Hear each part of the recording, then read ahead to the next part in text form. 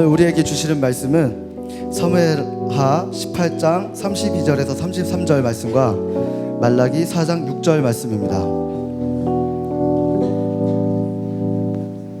먼저 사무엘하 18장 32절에서 33절 말씀 다 같이 읽겠습니다. 시작. 에디오피아 사람에게 물었습니다. 어린 압살롬은 무사하냐? 에디오피아 사람이 대답했습니다. 내 주 왕의 원수들과 왕을 해치려 들고 일어나는 모든 사람들이 그 젊은이와 같게 되기를 빕니다. 왕은 이 말을 듣고 마음이 너무 아파서 성문 위쪽 방으로 올라가 통곡했습니다. 왕은 올라가면서 울먹이며 말했습니다. 내 아들 압살롬아, 내 아들아, 내 아들 압살롬아, 내가 너 대신 죽을 수만 있다면 압살롬아, 내 아들, 내 아들아. 말라기 4장 6절 다 같이 읽겠습니다. 시작.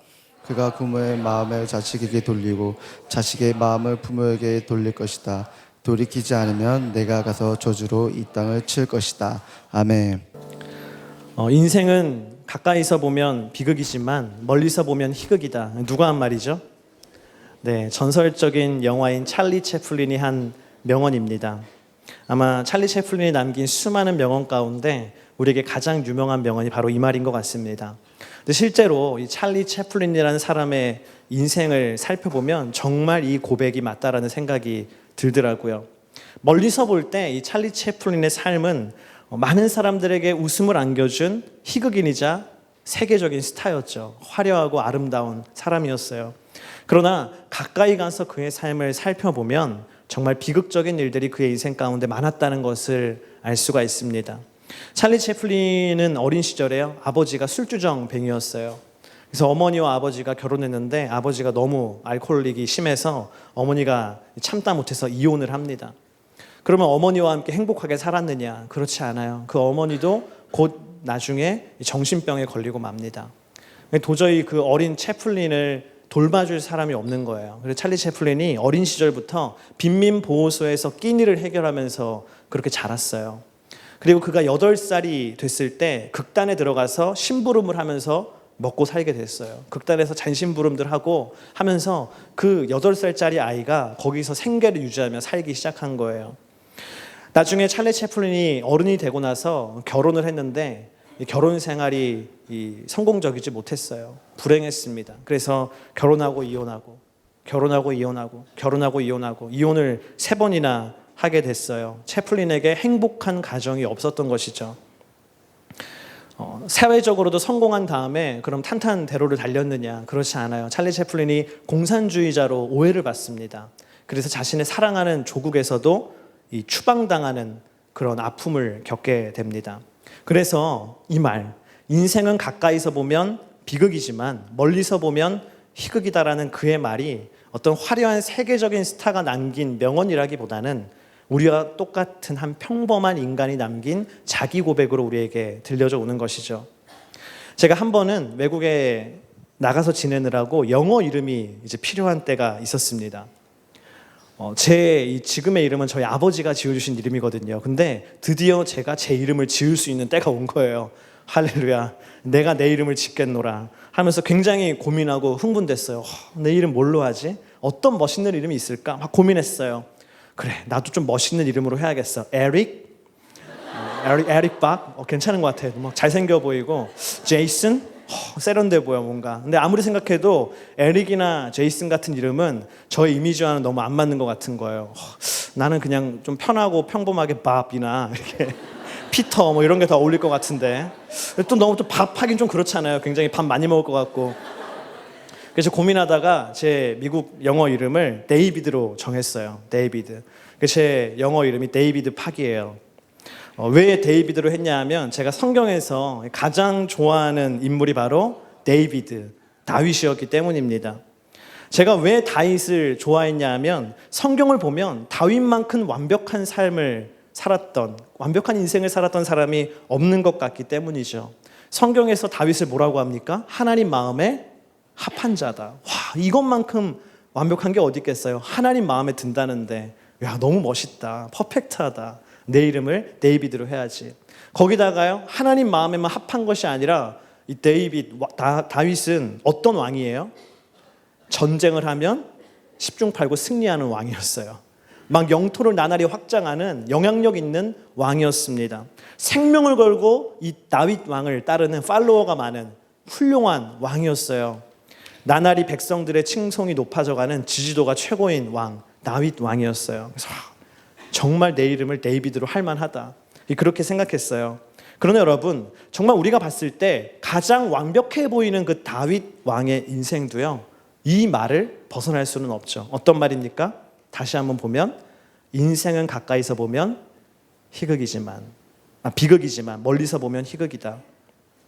다윗의 인생이 멀리서 볼 때는 너무 잘 나가는 왕이고 하나님의 마음에 합한 자여서 너무 좋을 것 같지만, 그의 인생에서 조금만 더 가까이 우리가 들어가서 살펴보면 그의 인생에도 비극적인 일들이 많다는 것을 우리가 알 수 있습니다. 대표적인 게 뭐죠? 밧세바 사건 아니에요? 자기 부하의 아내인 밧세바를 취해서 간음을 저지른 사건. 성경판 인간 중독도 아니고 얼마나 치욕스러운 일인지 몰라요, 다윗에게. 다윗의 지우고 싶은 과거일 겁니다. 부끄러운 과거. 그보다 더 비극적인 일이 뭐예요? 밧세바와 간음을 저지른 것뿐만 아니라 밧세바의 남편인 자기 부하 우리아를 죽인 사건. 이거는 간음보다 더 하잖아요. 살인이잖아요, 살인. 정말 극악한 사건이죠. 비극 중에 비극입니다. 그런데 우리가 생각할 때 너무 부끄럽겠다 생각하는 그 밧세바와의 간음도, 우리아를 죽인 사건도 견줄 수 없는 다윗의 인생의 최대의 비극은 뭐냐 하면 그의 아들 압살롬과 원수가 되었던 사건입니다. 자기 아들과 원수가 됐던 사건. 그냥 원수로 끝난 게 아니라 심지어 그 사건으로 인해 자기 아들 압살롬이 죽어야만 했던 사건. 다윗의 마음속에 죽는 날까지 아마 묻어두었던 슬픔의 상처였을 것입니다.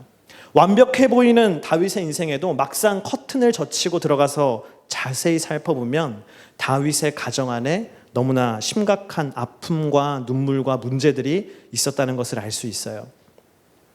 이것은 비단 다윗만의 경우는 아닌 것 같습니다. 사실 우리 중 대부분의 사람들이 다윗과 같이 비슷한 상황에 놓여 있어요. 겉으로 볼 때는 별 문제가 없어 보입니다. 멀리서 보면 희극이죠, 우리 인생도. 학교 잘 다니고 있고, 이렇게 교회 와서 예배 잘 드리고 신앙생활 잘하고 있고, 그래서 순모임 가서 순모임에서 막 기도 제목 나눌 때 넌 기도 제목이 뭐니? 좀 별로 없는데요. 세계 평화요? 막 이렇게 얘기할 정도로 별 문제 없어 보이는 게 우리 인생 아닙니까? 그러나 우리가 얘기하지 않아서 그렇지 우리 인생에도 커튼을 젖히고 깊이 들어가 보면 그 안에 여러 가지 어려움과 힘듦이 있죠. 특별히 그 중에 가정 안에서 부모님과의 관계에 아픔과 상처와 어려움이 있는 사람들이 얼마나 많은지 모릅니다. 쉽게 얘기할 수 없는 주제여서 그렇지 우리 마음속에 그런 어려움들이 다 있죠. 대부분 있는 것 같아요. 그래서 저는 오늘 이 가족을 주제로 이야기를 할 때 이렇게 제목을 붙였습니다. 우리 한번 읽어보겠습니다. 시작. 가족, 나의 사랑, 나의 고민. 가족, 정말 나의 사랑이잖아요. 내가 정말 귀하게 여기는 그 존재가 가족이잖아요. 그러나 그런 존재이면서도 동시에 한편으로는 큰 나에게 고민거리, 바로 그게 가족입니다. 다윗의 가족 이야기를 오늘 우리가 함께 나눌 텐데, 그 다윗의 가족 이야기를 통해서 우리가 하나님의 음성 듣게 되기를 축복합니다. 다윗의 가정에 이 먹구름이 끼이기 시작하던 그 사건은 사무엘하 13장에서부터 시작됩니다. 어느 날 이 다윗의 맏아들이 암논이었거든요. 암논이 그의 이복 여동생, 엄마가 달라요. 이복 여동생 다말을 좋아하기 시작했어요. 이복 여동생인데 여자로 보이기 시작했던 것이죠. 암논이 다말을 얼마나 연모했던지 상사병에 걸리고 말아요. 아파서 누워요. 너무 좋아해서. 그래서 이 아파서 누워있는 암논에게 이복 여동생 다말이 병문안을 가죠. 병문안을 해서 갔는데 이 암논이 자신의 정욕을 이기지 못합니다. 자신을 찾아온 그 여동생 다말을 힘으로 무력으로 강간하고 맙니다. 그 다음에가 더 나빠요. 이것도 충분히 나쁜데 암논이 더 나빠요. 그 이후에 어떻게 하냐면 내 힘으로 이 다말을 취하고 나니까 이제는 싫어지는 거예요. 막 좋아해서 상사병 걸렸다가 내가 원하는 거 이룬 다음에는 미워지는 거예요, 이 사람이. 그래서 그 다말을요 문 밖으로 쫓아내버려. 하인시켜서 내쫓아버려 해가지고 다말이요 문 밖으로 문전박대를 당합니다. 몸도 마음도 다 완전 상처를 입게 됩니다. 그래서 이런 말도 안 되는 사건이 다윗의 가정에 일어나게 돼요. 여러분이 만약에 다윗이라면 어떠했을까요? 어떻게 조치를 취했겠습니까? 이 충격적이고 이 끔찍한 사건에 대해서 다윗은 이렇게 반응했어요. 우리 사무엘하 13장 21절 말씀을 공동번역 성경으로 함께 읽어보겠습니다. 시작. 다윗 왕은 이 이야기를 듣고 몹시 화가 났지만 암논이 사랑하는 맏아들이라 기분 상할 말을 하지 않았다. 다윗이 화가 났어요. 아니 어떻게 내 자식이 이런 일을, 이 암논 이 자식, 아이고 하나, 혼자 이랬어요. 그냥 혼자 왕궁에서 막 이러고 그냥 끝냈어요. 당연히 그 잘못을 저지른 암논에게 찾아가서 암논을 불러서 책임을 묻고 혼내고 꾸중하고 반성하게 했어야 되는데 전혀 그런 것이 없었어요. 이해가 잘 되지 않습니다. 왜 암논에게 아무런 징계도 하지 않았을까? 왜 회초리를 들지 않았을까? 다윗이 정말 이해할 수 없는 일입니다. 이런 상황을 보면서요, 칼을 가는 한 사람이 있었어요. 누굽니까? 다말의 친오빠인 압살롬이었어요. 동생이 집에서 그렇게 이제 처량하게 세상 다 끝난 것처럼 이제 지내는 거죠. 내 인생은 끝났다고 처량하게 하늘 보며 지낼 때 압살롬이 그걸 보면서 막 부글부글 끓는 거예요. 분노가 치밀어 오르는 겁니다. 이 암논 이 자식 형도 아니야. 그거는 가만두지 않겠어.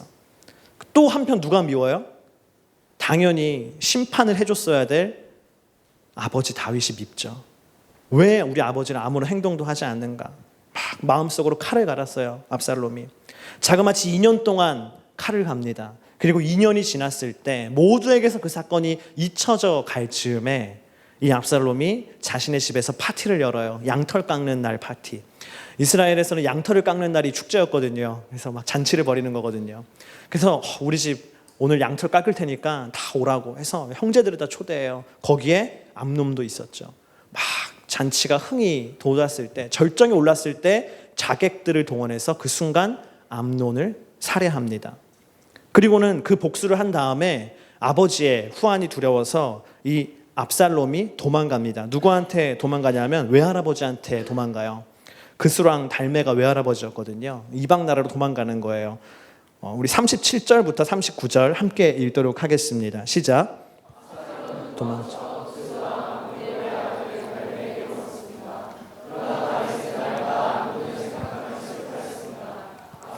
도망쳐 그슬로 간 뒤 그곳에서 3년을 지냈습니다. 암몬 마음이 아물자 다윗 왕은 압살롬이 몹시 보고 싶어졌습니다. 세월이 약이라는 말이 있잖아요. 그렇죠? 이 다윗 왕이 너무 마음이 어려웠죠. 자기 맏아들 암논이 죽은 것도 너무 마음이 아픈 거죠. 이제는. 그러나 3년이라는 시간이 지나면서 다윗의 마음속에 죽은 맏아들에 대한 슬픔이 조금 무뎌지고 대신에 어떤 마음이 더 많이 있었냐 하면 살아있지만 볼 수 없게 된 압살롬에 대한 그리운 마음이 훨씬 커졌어요. 우리 압살롬 너무 보고 싶다. 이 녀석 아빠 도망쳐서 외할아버지한테 가 있고 압살롬 보고 싶다. 그래서 이런저런 과정을 거쳐서요, 압살롬을 다시 예루살렘으로 부릅니다. 압살롬 오라고 해라. 압살롬이 얼마나 기뻤을까요? 야, 진짜 힘들었는데 이제 드디어 내가 우리 아버지의 얼굴을 볼 수 있겠구나. 아빠가 날 용서해 주시는구나. 압살롬이 막 너무 신이 나서 이제는 난 해방이야 하면서 열심히 집으로 돌아갔어요. 그러나 현실은 달랐어요. 막상 그 압살롬이 예루살렘으로 오니까 다윗 왕은 이렇게 반응했습니다. 14장 24절 말씀 함께 읽겠습니다. 압살롬을 제 궁으로 데려가 거기에서 살게 하고 내 눈앞에 얼씬거리지 못하게 하여라 하는 어명이 있었으므로 압살롬은 자기 궁으로 물러가 살면서 어전에는 얼씬도 하지 못하였다. 뜻밖에도 다윗은요, 그렇게 보고 싶어하던 압살롬이 오자 막상 안 만나는 거예요. 뭐라 그래요? 얼씬도 하지 말라 그래라. 이게 변덕이 심한 것인지 이율배반적인 감정 탓인지 압살롬을 향한 다윗의 용서가 참 이상했어요. 용서한 건지 안 한 건지, 용서했다면 왜 만나지 않는 건지, 얼씬도 못하게 하는 것인지. 다윗의 용서는 어떻게 보면 굉장히 비인격적인 용서였습니다.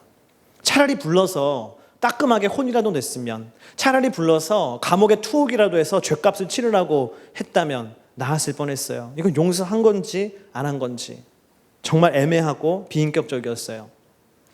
왜 다윗은 이때도 아무 말도 하지 않았을까? 정말 이해할 수 없는 일입니다. 압살롬의 마음이 어떠했을까요? 압살롬의 마음이요, 서운함으로 가득했어요. 여러분, 귀신 중에 제일 무서운 귀신이 섭섭이라 그러잖아요. 섭섭한 마음이 일단 내 마음속에 들어가고 나면 그 섭섭한 마음이 정말 거대해지잖아요. 누군가를 향한. 압살롬도 마찬가지였던 것이죠. 아버지 다윗을 향한 섭섭한 마음이 비수처럼 바뀌기 시작한 거예요. 그래서 결국은 그 아버지 다윗을 대항해서 쿠데타를 일으킵니다. 내가 아버지를 물리치겠어. 내가 아버지를 살려두지 않겠다. 아버지와 원수가 되는 길을 이 아들이 택합니다. 여러분, 여기까지 우리가 사건을 들었어요. 자, 암논과 압살롬과 다윗, 이 셋 중에 누가 잘못했나요, 여러분? 가장 먼저 잘못한 사람은 암논이죠. 그렇죠? 그리고 잘못한 사람은 압살롬이 잘못했죠. 그러나 이렇게 생각할 수 있습니다. 만약에 아버지 다윗이 아들들을 꾸중했더라면, 아들들을 꾸중하고 처벌하고 징계하고 또 용서하는 과정이 있었더라면 어떠했을까? 과연 이 큰 비극으로 치달을 것인가? 그렇지 않았을 것 같습니다. 그렇게 큰 비극까지 치닫지는 않았을 것 같아요. 그러나 아버지 다윗은 아무 말도 하지 않았어요. 왜 잘못을 저지른 암논에게 한마디도 꾸중을 하지 않았을까? 왜 3년 동안 반성하고 돌아온 압살롬에게 용서의 말 한마디 하지 않았을까? 굉장히 궁금합니다. 그 이유는 다윗이요, 자녀와 대화하는 법을 아마 몰랐기 때문일 것이에요. 밥은 먹었니? 공부 잘하고 있지? 뭐 이런 말은 할 수 있겠죠. 그런데 정말 그 자녀와 진지한 대화, 깊은 대화를 나누는 것이 다윗에게는 여간 어려운 일이 아니었던 것 같습니다. 왜냐하면 다윗의 인생을 찾아보면 그래요.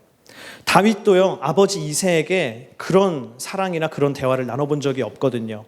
그것을 잘 보여주는 사건이 사무엘상 16장 10절부터 11절에 나오는 사건입니다. 우리 함께 읽겠습니다. 이새는 자신의 7 아들들 모두를 사무엘 앞에 지나가게 했지만 사무엘은 이렇게 말했습니다. 여호와께서 이들을 선택하지 않으셨다. 사무엘이 이새에게 물었습니다. 내 아들이 다 온 것이냐? 이새가 대답했습니다. 막내가 하나 있기는 한데 지금은 양들을 돌보고 있습니다. 사무엘이 말했습니다. 그를 불러오너라. 그가 도착할 때까지 식사 자리에 앉지 않겠다. 다시 다윗의 어린 시절로 이제 돌아간 거예요. 선지자 사무엘이 이제 하나님의 명을 받고 새로운 왕을 기름 붓기 위해서 이새를 찾아갑니다. 이새의 아들 중에 새 왕이 있다. 하나님의 그 계시를 받고 찾아가서 기름 부으려고 가는 것이죠. 이새를 만나서 당신의 아들들을 보여달라고 해요. 이새가요, 자기 아들을 한 명씩 보여줍니다. 사무엘에게. 자, 사무엘 선지자님 보십시오. 이 아이가 첫째입니다. 얘가 이 아빠를 닮아서 그런지 얘가 전교 1등이에요. 똑똑하죠, 보기에도. 자, 얘는 둘째입니다. 지 아빠를 닮아서 그런지 잘생겼지 않습니까? 얘는 셋째입니다. 날 닮아서 그런지 기골이 장대하지 않습니까? 막 7번째 아들까지 자랑을 쭉 하는 거예요. 근데 하나님께서 사무엘에게 얘기하시는 거예요. 사무엘아, 이제까지 네가 본 이 아들들 중에는 기름 부을 자가 없다. 분명히 이새의 아들에게 기름 붓겠다고 거기로 가라고 하셨는데 7명의 아들을 다 봤는데 없는 것이죠. 누구를 보여주지 않았습니까? 막내 다윗을 보여주지 않았어요. 제 친구 중에 이 자동차를 굉장히 좋아하는 친구가 있었어요. 고등학교 때. 그 친구는 맨날 자동차 막 잡지 보고 자동차 보면 너무 좋아하고, 대학도 자동차학과를 갔어요. 근데 그 친구가 가지고 있는 상처가 뭐냐 하면 가족 모임에 가면 부모님이 이 아들을 못 나오게 하는 거예요. 여행을 막 친척들끼리 가도 너는 나오지 말라고. 왜 안 나가냐? 너희 형, 누나, 친척 오빠, 친척 누나들은 다 좋은 대학에 다니고 명문대 아니면 해외에서 다 유학하고 있는데 너는 자동차 학과, 이름 들어도 모르는 그 학교가 뭐냐? 나오지 마라. 이 친구가요, 그게 항상 너무 큰 상처였어요. 왜 나를 드러내지 않을까? 왜 나를 드러내지 않을까? 내가 그렇게 부끄러울까? 다윗도 그렇게 살았던 거죠, 여러분. 다윗도. 이새가 아버지가 다윗을 보여주지 않아요. 사무엘이 묻습니다. 이게 답니까? 이새가 대답해요. 막내가 하나 있긴 한데 걔는 지금 양 치고 있고 아유 별 볼 일 없습니다.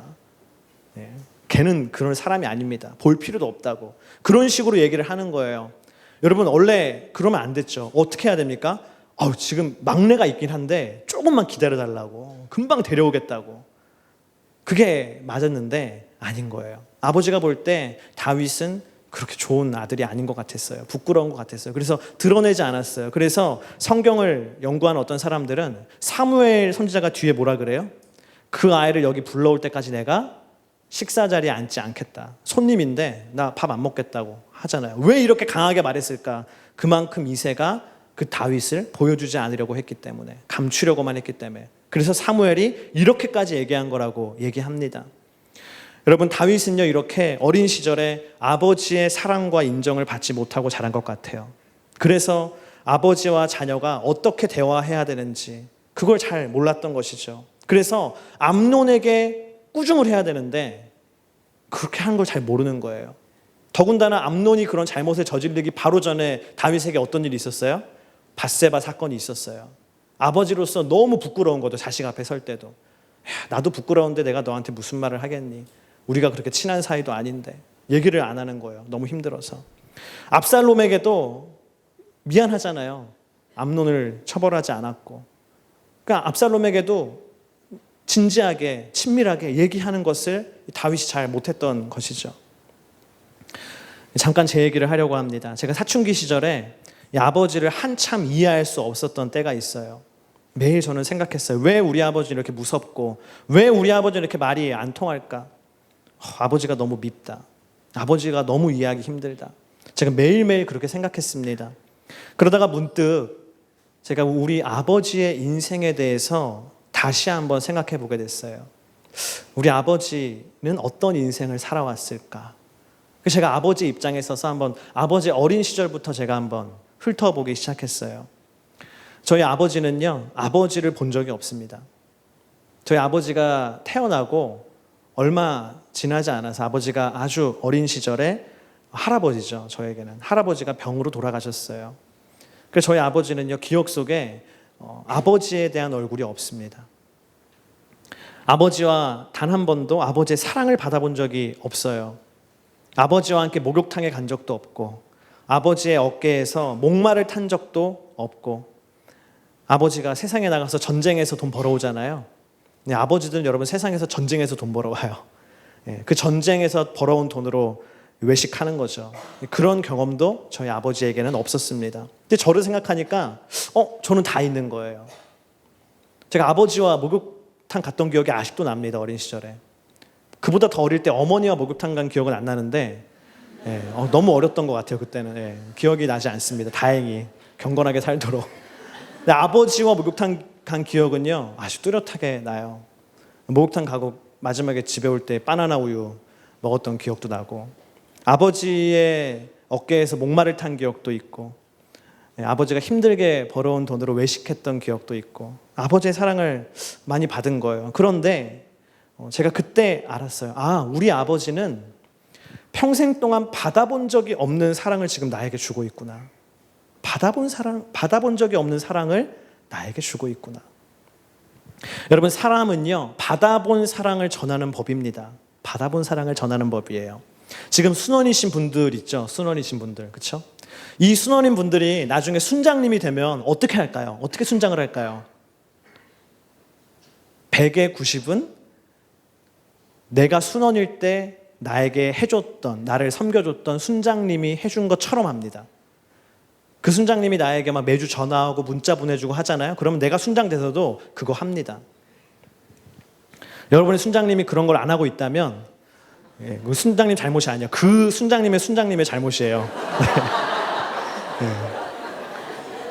제가 처음에 전도사를 시작했을 때 어떻게 하는지 아세요?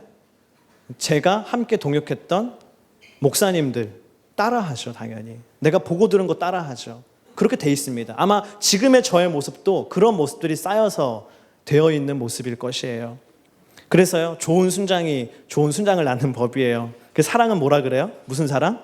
내리사랑이라 그러죠. 받은 사랑을 전하는 거예요. 근데 우리 아버지를 생각해 보니까 우리 아버지는 받은 사랑이 없어요.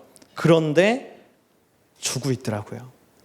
우리 아버지는 아버지란 존재가 무엇을 하면 되는지 그런 걸 보고 듣고 배운 적이 없어요. 경험한 적이 없어요. 그런데 그 보고 듣고 하지 못한 역할을 너무나 잘 감당하고 계시더라고요.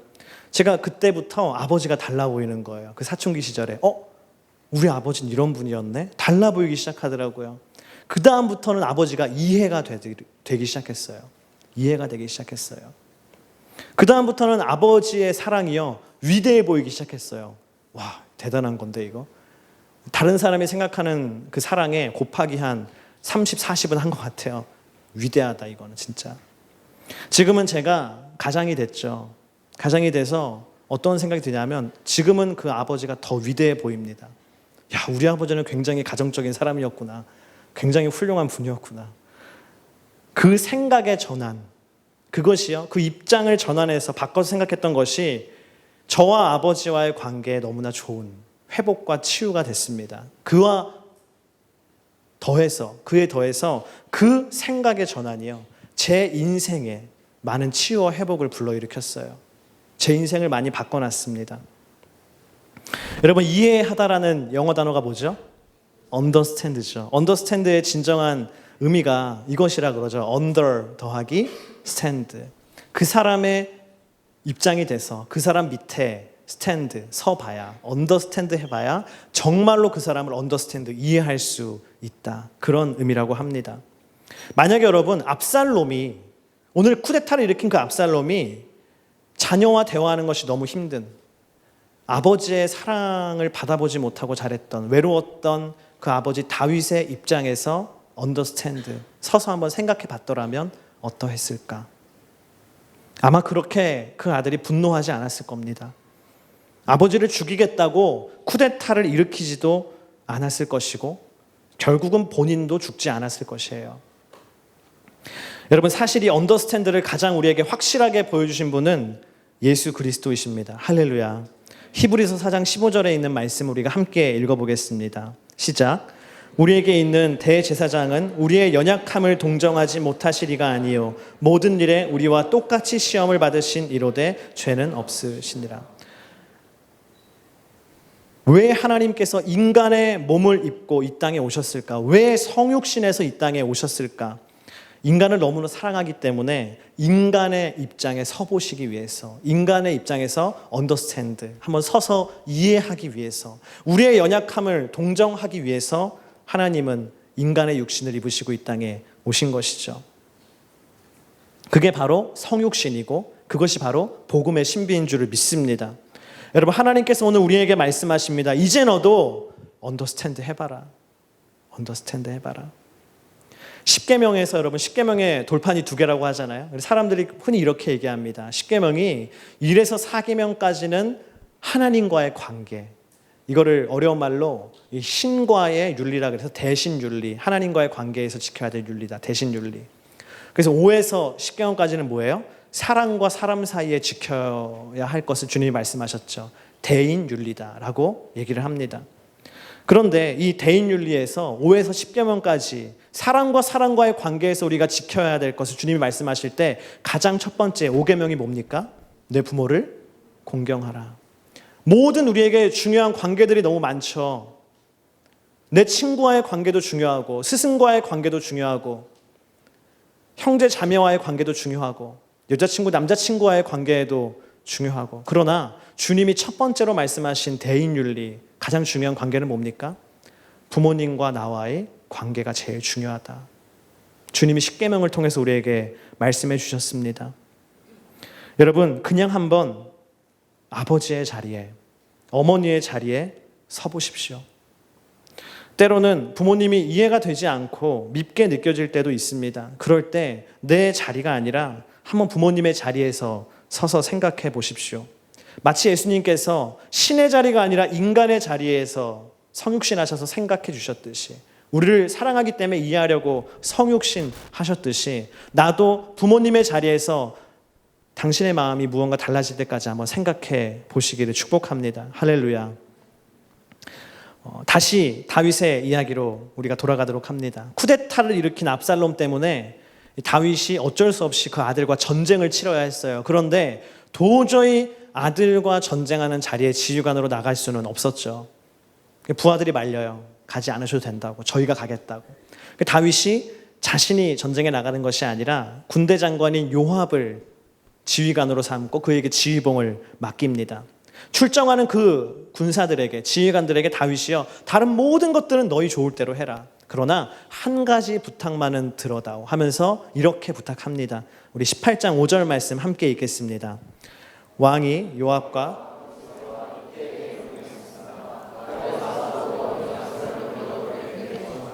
왕이 그 장군들에게 압살롬에 관해 명령을 내릴 때 모든 백성들도 다 들었습니다. 다윗이여, 다른 모든 것은 너희 좋을 대로 하되 한 가지 부탁만은 들어다오. 압살롬을 죽이지 말아라. 살려줘라. 죽이고 싶겠지만 내 아들 살려줘라. 이렇게 얘기해요. 왜 그랬을까요, 여러분? 압살롬을 살려가지고 막 고문하려고 그랬을까요? 그렇지 않죠.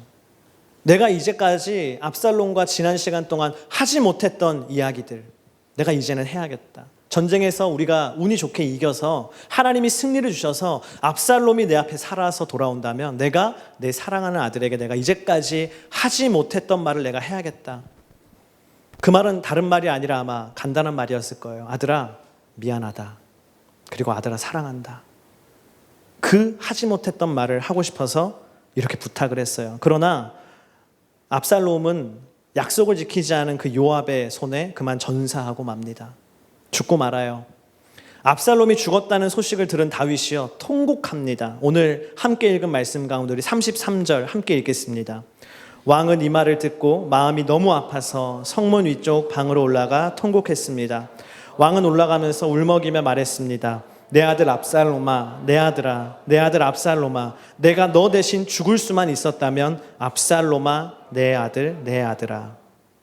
압살롬아, 내 아들, 내 아들아. 여러분, 시간은 사람을 기다려주지 않습니다. 시간이 우리를 절대 기다려주지 않아요. 타이밍을 놓쳐서는 안 됩니다. 만약 다윗이 그 타이밍을 놓치지 않아서 압살롬이 예루살렘으로 돌아왔을 때 그 아들을 내친 것이 아니라 만나서 마음속에 있던 깊은 대화를 꺼냈더라면, 자신의 어렵고 또 미숙했던 마음들을 그 아들과 솔직하게 나누었더라면 아마 이런 비극은 없었을 것입니다. 여러분, 타이밍을 놓치지 마십시오. 할렐루야. 가끔씩 부모님과의 대화의 타이밍을 놓쳐서 힘들어하는 지체들을 보게 됩니다. 부모님과 대화를 해야 되는데 마음속에 있는 그 얘기를 하지 못한 지 한 달이 되고, 부모님과 안 좋은 일이 있었는데 그 이후로 얘기하지 못했던 것이 2달이 되고 6개월이 되고 1년이 지나고, 오랜 시간 동안 부모님과 대화하지 않는 친구들이 많죠. 근데 여러분, 정말 때를 놓치면요, 그것이 평생이 될 수도 있어요. 여러분, 때를 놓치지 마십시오. 저 사춘기 시절에 아버지와 안 좋았던 적이 있습니다. 아버지와 막 다퉜어요. 얘기 안 했어요. 저희 아버지 저랑 비슷한 점이 둘 다 고집이 세거든요. 먼저 사과 안 해야지. 안 했어요. 근데 어느 날 하루 이틀 그렇게 지나는데 어머니가 저한테 그렇게 얘기하시더라고요. 아들아, 가서 아버지께 잘못했다고 해라. 엄마, 정말 제가 그렇게 잘못했습니까? 아빠도 잘한 건 아니잖아요. 어머니가 그러시더라고요. 그럴지라도 어떻게 아빠가, 부모가 자식한테 미안하다고 하는 게 쉬운 일이 아니다. 옛날 사람들은 쉬운 게 아니야, 그게 아들아. 네가 가서 아버지 잘못했어요 해라. 제가 듣고 보니까 그 말이 맞더라고요. 그 말이 맞더라고요. 그렇지. 그건 정말 아름답지 않은 모습이지. 제가 아버지한테 가서 아버지 잘못했어요. 아버지 기다렸죠. 아버지가 아빠가 미안하다. 안아주시고. 여러분, 다윗이 흘리는 후회의 눈물을 당신이 흘리지 마시기를 축복합니다. 목사님, 저는 부모님과 도저히 대화하는 것이 너무 힘듭니다. 도저히 제가 못하겠어요. 그거는. 그런 분이 있습니까? 그렇다면 부모님과 대화하는 것이 힘들다면 부모님에 대해서 하나님과 대화를 하십시오. 하나님과 기도로 대화를 나누되 부모님의 이야기를 하나님과 많이 해보세요. 그것이 부모님 욕하는 걸 수도 있고 부모님에 대한 이해와 중보의 기도일 수도 있죠. 그러나 하나님께 부모님 얘기를 많이 하십시오. 그러면 하나님께서 반드시 그 관계 가운데 회복과 축복을 주실 줄을 믿습니다. 그리고 부모님과 관계가 좋은 지체들이 여기 있습니까? 그걸 잘 지키세요. 그리고 당신도 하나님께 부모님에 대한 얘기 많이 하세요. 그것이 중보이고 그것이 하나님이 기뻐하시는 일입니다. 구약 성경에 여러분 마지막 책이 뭔지 아세요? 창세기만 압니까? 마지막 책이 뭐죠? 구약 성경에? 네, 구약은 뭐로 끝나네? 말라기로 끝나잖아요. 말라기의 마지막 장, 마지막 절, 그게 바로 오늘 우리가 함께 읽은 말라기 4장 6절의 말씀이에요. 구약의 마지막 말씀.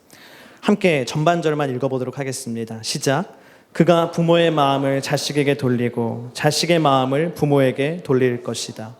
하나님께서 이스라엘을 회복하실 때 회복하기 위해서 하나님이 일을 행하시고 사람을 보내시고 역사하시는데 하나님이 이스라엘에 대한 회복을 말씀하시면서 동일하게 말씀하신 게 뭡니까? 수많은 회복 가운데 뭐가 있어요? 부모의 마음이 자식에게, 자식의 마음이 부모에게 돌아오게 되는 일. 하나님은 그 회복을 오늘도 꿈꾸고 계신 줄을 믿습니다. 여러분, 이 귀한 회복이 오늘 하나님을 통해서 우리의 가정 가운데 있기를 축복합니다. 이 놀라운 회복의 역사가 당신의 가정에 넘치기를, 그래서 부모의 마음이 자식에게, 자식의 마음이 부모에게 닿게 되는 축복이 있기를 축복합니다. 우리 다 같이 자리에서 일어나겠습니다.